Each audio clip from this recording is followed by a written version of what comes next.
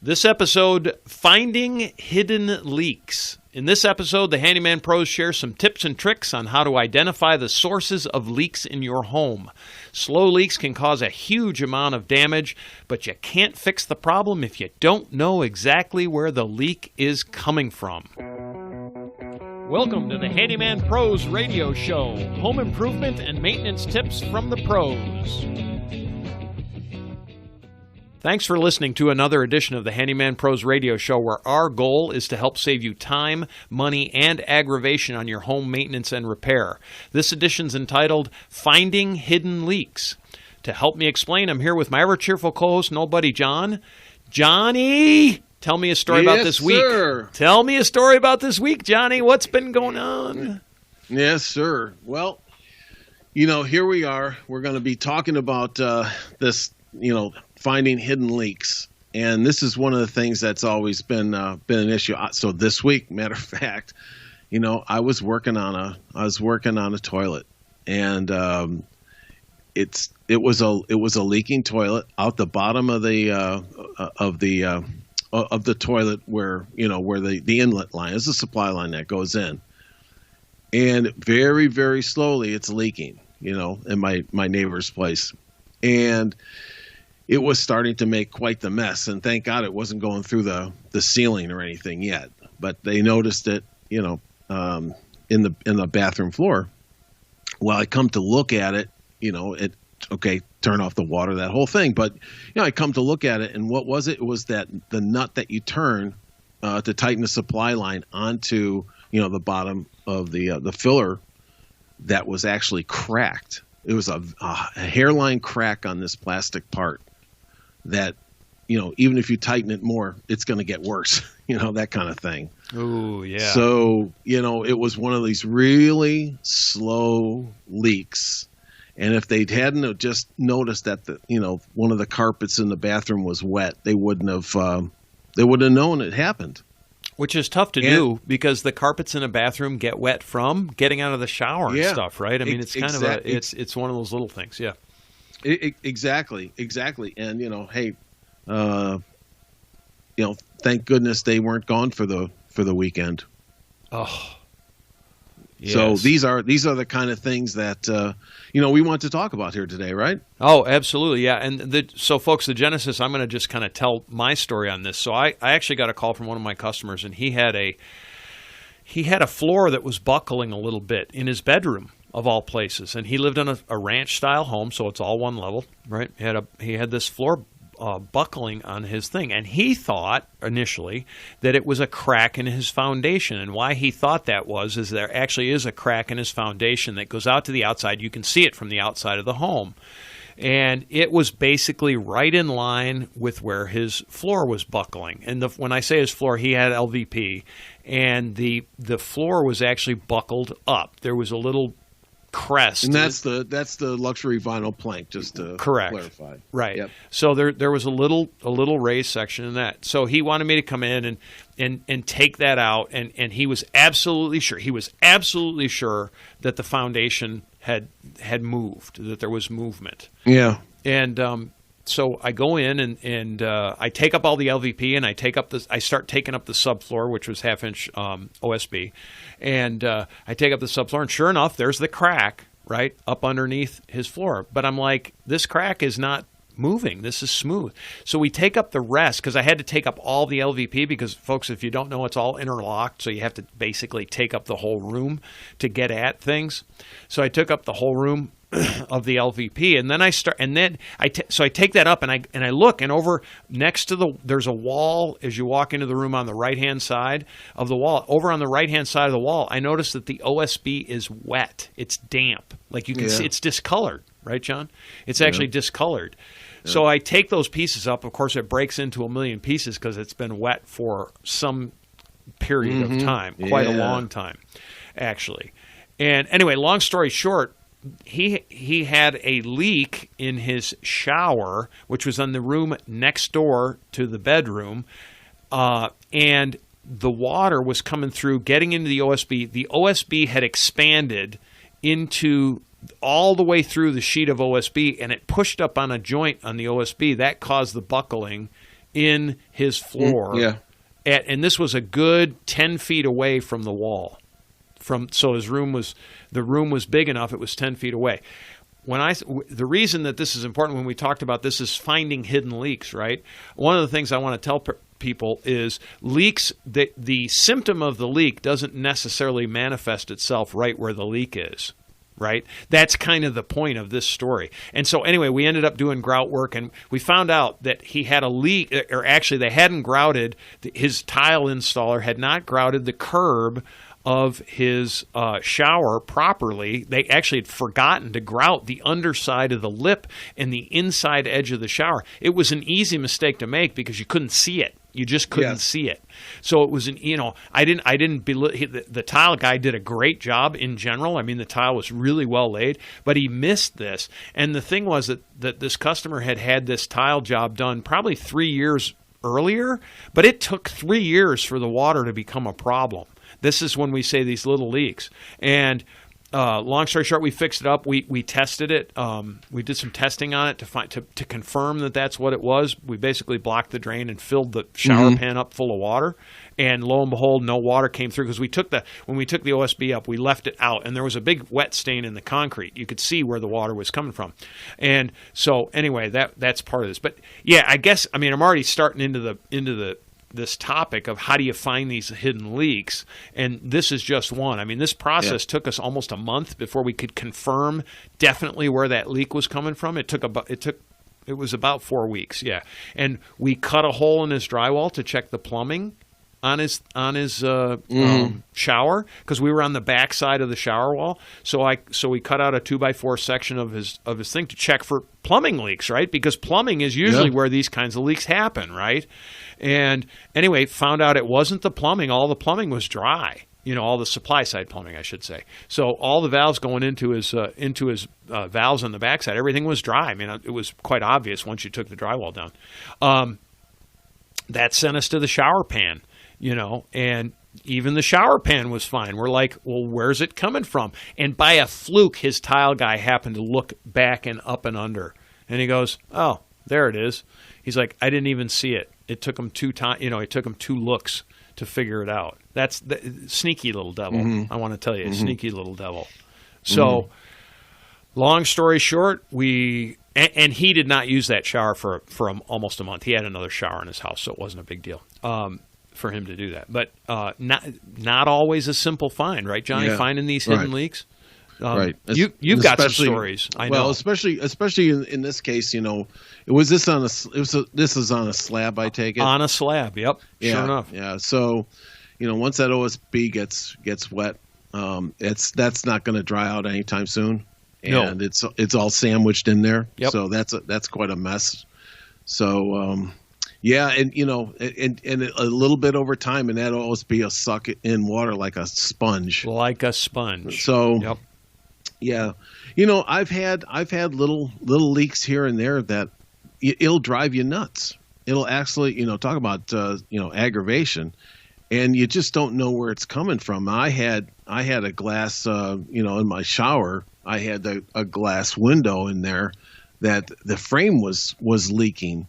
The way they had it installed, it was leaking all these years, and I never knew it. And it was a tile. It was on a tile bench thing, and I couldn't tell because it was tile on both sides. And here's this, the glass frame is running in the middle of it, so separate the outside from the inside. And next thing I know, the tiles are starting to come loose on the outside of this thing.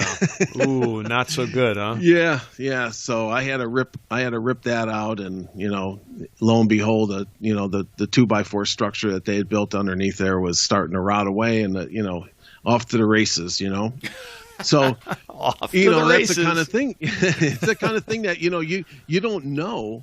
You don't know, and you just have to keep looking, and there's little telltale signs, every once in a while I'm like, it's getting a little discolored over here. I wonder what that's all about, over the years.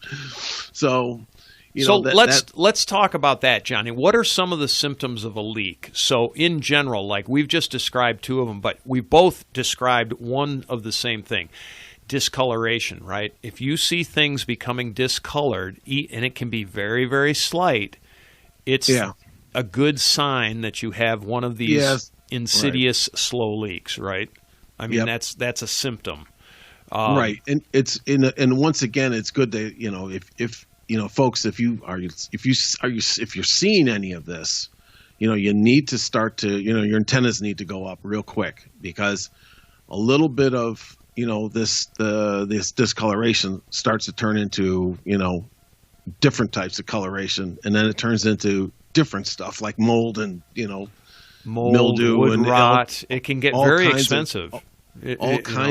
All kinds of things, So that's we had a job, just as another example, Larry. You remember we had a job where underneath the door seals on the shower doors. Yes, they're cheap plastic seals under there that slide in on a channel. And folks, if you have a clear shower door, glass shower door, you probably have these seals on probably two sides of that door, on the bottom and on the other side. And you can go down to Home Depot, and right now I can't remember the aisle that they're in, but it makes no sense where these things are at. They're in a little package. They're all curled up. Yep. They're, I think, $2.50 a piece. They're not very expensive. And you pull out all the old stuff, and it gets real hard, and it starts to crack. On the old ones. Yep. And then the new ones are all nice and flexible, and you put. And this is meant to exactly do what you were doing, Larry. Was not only was the water in your case going up and underneath that curb, but this is to prevent the shower from splashing out onto the floor. Yep. So, folks, Larry and I were on this job. We were doing a bunch of different things, but one of them was that the guy had. They had the seal was gone on the bottom of that door. It broke off over the years. He probably didn't know what it was. Didn't pay attention to it. Right. He didn't really what's think this piece anything of plastic? Right. And he tossed it out. Right. Well, lo and behold, there was nothing underneath the shower door, and all this time they're taking showers, right? And it's splashing out, and it got into the wood right next to the outside of the curb of the shower, right? And the whole thing was rotted away. Yeah, the subfloor, everything. He had carpet down, folks, but he would put a bath mat down on the carpet, right? So the bath mats get wet, right? He wasn't thinking that there was really an issue until one day he noticed that the floor was actually soft because it was soft.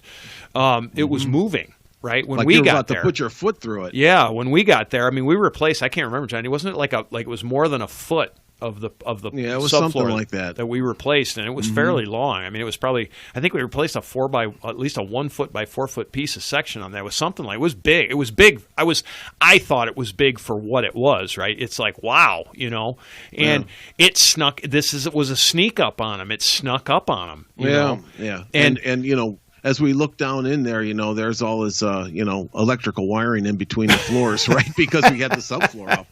So, here's another case of, here's water dripping through, right, from the top floor to, the bottom floor, basically. And he was very lucky. He had no discoloration in the ceiling downstairs, which is lucky. That's lucky. Right. It was kind of a miracle. It was fortunate that he found it when he did. But it's these little things like that. Check underneath your shower doors, make sure that that's all done. But but getting back to your question about what to look for. Like I think we did a show about roofs one time, and every time I get up in my attic, I got a flashlight, and I don't. I look around. I know I don't want to see what I'm going to be about to see. But, what, the eyes staring back at you? The little Rockies off in the corner staring back at you, going, "Hey, what are you doing in my house?" That too. A hornet nest. But it was a you just look for discoloration on the underside of the roof in the attic. Yeah, and catch it before it gets bad. I know it's like hey man, I gotta get a roofer out here, or I'm gonna get up there and fix it myself. It's fixable, but you keep letting it go, and you can really run into problems. So, and these things can really be aggravating, right? Because you remember we were in a place, I think we did another job, Larry, at a house that, we couldn't figure out where the water was running from, on the roof as it drilled its way through. Yeah. And that was the one rental house that you were up on the roof. And these things are really hard to trace sometimes. They can be. Yeah, they really can be. But these little hidden leaks that can really do a lot of damage. Yeah, and roofs are fun. I want to just harken back. Roof leaks in particular, with a roof, especially with a roof of any real pitch, like if it's highly pitched, I had said earlier, the leaks don't manifest at the source, meaning when you get a hole in your roof, it doesn't necessarily drip right below the hole, right? So you're looking in the house, and you've got a stain in your ceiling, and it's far over to the right-hand side of your house, close to the eaves, and you think, oh, it's right there in the eaves. That hole could be, if there's a stud there that runs, or a stud or joist that runs up the roof line, that hole could be anywhere along that line, anywhere, because the water will run down that stud and drip. It can be 10, 12, 15 feet from where the hole actually is. It can be very difficult. Now, to John's point, you can see that when you go up inside a crawl space. You can see where that water runs. This is how I actually know that happens. I had another house job that we were working on, and they had water in their garage that was actually knocking their garage. It had knocked their garage ceiling down, and we ended up opening it up, and there was a bathroom up there, and I'm like, is it leaking from the bathroom? Because there was a bathroom in the upstairs section, and I could see the plumbing. And I look at it, and I put the light on it, and I look at it, and I look at it, and there's no water. And I put the light up on the joists up for the ceiling, or for the roof, I mean, and sure enough, there's all the black streaks. You can see where the water's running down. And I unfortunately got to tell them, yeah, you have a roof leak, and it's someplace up. It was a very hard place to get to, and it was actually on a steep pitched roof. So LT did not do that job, because I got up there to take a look and said, yeah, I'm out. It was too steep for me to handle. But it was really, really hard to find. So anyway, so back to our points. First point is look for discolorations of any type. Discolorations on drywall, discolorations on outside, look for drip spots. Like if you have water can be dripping down your eaves, or like in a roof, it can drip down to your soffit and drip outside. That leak could be way up the roof. You don't know. You have to actually investigate it. We've seen a lot of things on some of like the Facebook groups, on the DIY Facebook groups and things. People have plumbing leaks. We are a big believer in check under your sinks, folks. Check the slip rings on your drains. Mm-hmm. They leak. They vibrate loose just from normal use of your home. Walking by them every time they vibrate. Tighten them up every once in a while. Just go stick your hand in there. It's just they tighten by hand. This isn't major plumbing, right? Those drips can do the same thing. They drip down underneath your sink, then they drip down onto a joist, and then they run, and then they come out in the basement somewhere, and you're like, where the hell's that coming from? Well, it's coming from your sink, Yeah. So some of the things that are coming to market, and we'll probably mention this at some other time in particular, but there's products out there now that are getting very inexpensive, that are Wi-Fi enabled, and they're moisture detectors, and they look like little hockey pucks, and you can put them down around your hot water heater and so on and so forth. And if they detect moisture where something might be leaking, they can notify you or turn your water off. Yeah, and that's a really good one. And that's that's something that's coming to market. We'll talk about that further. But it's one of these things that I've said it before. I know we've talked about it. Is that anytime, call me paranoid, but when I go on vacation, I turn the water off, to the house. It's not paranoid. That is one of the smartest things you can ever do, is to turn the water off if you're not going to be in your home for a period of time. I'm talking about more than a day, a couple of days. If you're going on vacation, it's a good idea. I always do, and I've done this for years and years and years because you always hear the story. I got a good friend of mine that was a neighbor that went on vacation, came home, and the water's just running out his basement. I've got 2 stories. I've got it's really sad. And they just had their basement done to the tune of $150,000, and the whole thing is like boom. And it was the washing machine hose. Yep. I mean, we've talked about things that you need to look for. Yep. But once again, I think we bring this up because the other day that you went on this, you were at this job, you were telling me about it, and I'm like, so I come home and I got the same kind of setup, in my shower. I'm like, damn man, I got to take a look under there, and sure enough. It doesn't look good. No, that's right. So I'm like, I'm going to do something about this. Johnny's whipping out the multi-tool with the grout removal attachment. He's going to be regrouting up there before he knows it. Well, yeah, I mean, Johnny's going to be getting the D9er to take that place out.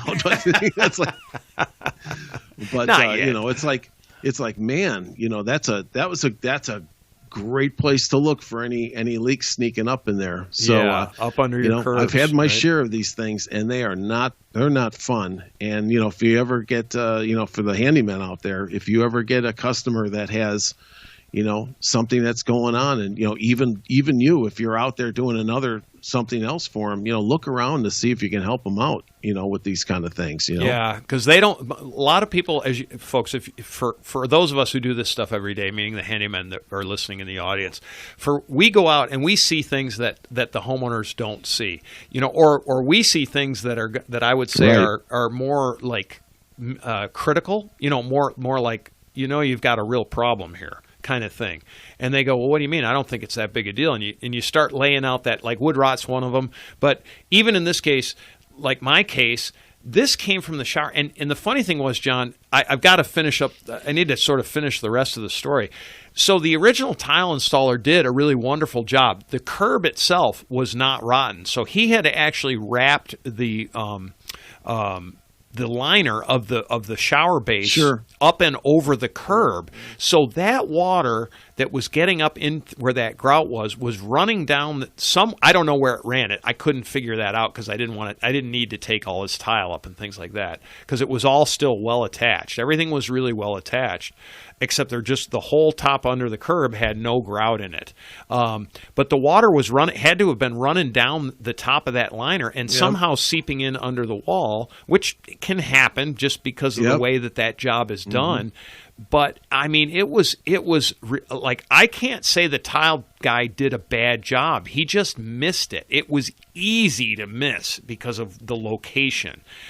And like, really, actually, I think the tile guy did a really nice job. I mean, in general, his tile job was really, really nice. Everything was, good. It's it can be anything. No, a slip of the knife, a slip of the knife on that stuff. On the liner, who knows, right? Well, this was maybe up in that corner where the water actually ended up leaking through. That I don't know, but it didn't really matter. My point being is that this was just a very, very honest mistake. It took 3 years to manifest. Right? It took 3 years before it became a real problem. And then John, as you know, it could have been much, much worse. It really could have been much, much worse. Fortunately, this homeowner didn't ignore it. Let's just leave it at that. He didn't ignore it. And actually had the foundation people come out too and take a look at the foundation. The foundation guy said, much like when we did our show with our lifted guys, he's like, you don't really have a problem here. Right. And so he didn't, and I was like, well, good. That's a foundation guy I need to know because he's at least honest, right? Because he could have said, you got a major issue and da da da da. Anyway, he didn't do that. So, but still. So this is a little bit on the leaks. John, do we have any other like real tips on trying to like track leaks back? Like, where do you? Obviously, Occam's razor, right, which is the simplest answer, usually is the answer. Applies. Yeah, I agree with that. I mean, there's no short of a moisture detection device, which most of us aren't going to be carrying around. You really just have to be the Sherlock Holmes of water intrusion type of thing, and just start to follow it back. Yeah. I had the same thing at another customer's place too. It was a very similar thing. And, she was saying, well, it's she was on a slab. She says, my slab is cracked. And you look at it and it's like, no, your slab's not cracked. Those cracks are natural cracks because concrete dries out over the years and it cracks. But those aren't the bad cracks. Right. What it was just outside. Everything was sloping towards the house. So, and then she's got this big, deep carpet, and of course that thing is like a sponge. It was the same thing. So folks, it's just, like Larry's saying, Occam's razor, just follow it back. So if you do run into this, I think the first thing that I did when I had a leak in my basement, because I had the way my water was running around the back of my basement and so on and so forth, just first of all, don't panic. It's easier said than done. But the sky's falling, John. The sky is it's falling. Like, oh my God, the whole basement's starting to flood, So there's a bit of a panic, but follow it back. A lot of times it's simple when you can catch it. Well, it brings up a different point here. So I have a dog, right? And my little girl, she does not like thunderstorms, and sometimes when it rains and it's a big thunderstorm, she will not go outside and she will actually pee on the carpet. The reason that I'm bringing this up is she tends to pee on the carpet where we had a big flood. Well, right next to where you go. Well, that's outside, John. That's a different issue. But we actually had a flood in the house, and we had a flood because of a drainage issue that occurred, which we've since rectified. But it's a long story. There was a chipmunk hole that ran right down by the foundation, and we had a rainstorm of biblical proportions. And I kid you not, it was. I have yet to ever see a rainstorm like that. It was raining so hard. Oh yeah. I mean, it was buckets. I get it. When people say that, it was like a sheet of water. Anyway, there was so much water. It was running down this chipmunk hole, ran all the way down to the base of the foundation, came up in underneath, and was wetting the carpet out where my dog pees. Well, the first time that happened, I'm like, damn, the dog peed on the carpet, right? Well, no, that wasn't the dog. That was a foundation leak. I just didn't know it at the time. And so be aware of stuff like that. It does, if it's rained super heavily and suddenly you've got a little area that's wet, you've got some kind of an issue. It might not be huge. It might not even be worth trying to fix. But then again, it might be as simple as filling in the chipmunk hole and removing the chipmunk. Well, actually, he never came back, thank God. I did not kill him either. I really didn't. I would have, but I didn't. We filled in his hole and we regraded the area away, and now we haven't had that problem since. Mm-hmm. And it was crazy. It was, and we're talking about a total distance of more than 15 feet. And so 15 feet's a long way for when you think about it. That's a long distance. It's the size of a normal room. And same thing with this leak on this shower. That was 15 feet from the point of the leak. Yeah, and this is just another thing, that we want to bring the audience, right, is that when we do these jobs and we experience different things, or we see things time and time again, even if we don't, the weird little things that we see, we want to bring this information to the show, and share it with everybody. Yeah. Because our goal, save you time, money, and aggravation. And this one can be super aggravating and can be very expensive as well, but definitely can be very aggravating because leaks they'll drive you nuts. Mm-hmm. Oh, my God, will they drive you crazy. Johnny? Yes? What happens when it leaks in the spaceship, John? Well, you know what? We've been asked this question about some of our spaceship stuff, and I gotta laugh. First of all, I appreciate everybody out there sending in some comments about it. I get a kick out of it. Some of this is kind of it's a little bizarre, folks. We're the first ones to admit it. It's bizarre, but Larry's a little bizarre. And thanks, buddy. But like I say, we encounter two types of people out there. Some people look at spaceship lands. Some people look at it, and then there's others of us that, man, you want to get your toolbox and start taking it apart. So take it apart and check for leaks. And we want to figure out how that thing works is what Yep. it is. So, yeah, and it's kind of funny. So there you go. All right, folks. Well, if you enjoy the Handyman, plus, as I always say, we were looking for a transition where you all know that the end of the show is close so that you can turn us off. Anyway, no, please listen through the rest of it because this is the important part right now, John. Share this, please. Yeah, share this. If you enjoy the Handyman Pros radio show, please tell your friends and neighbors. Share the links. Let them know. We really appreciate it. We're trying to grow our listenership, and we really want to bring you a lot of value when we're out there. So if you do have any questions, comments, or concerns, please send us an email. We do get quite a number of good emails. Some of them are show topics. So if you have a show you want to listen to, something like that, send it to us. questions@handymanprosradioshow.com. You can join us on Facebook. That's at Handyman Pros, and we're also on Twitter at Handyman Radio. We want to thank you for listening. We will see you next week on the Handyman Pros Radio Show.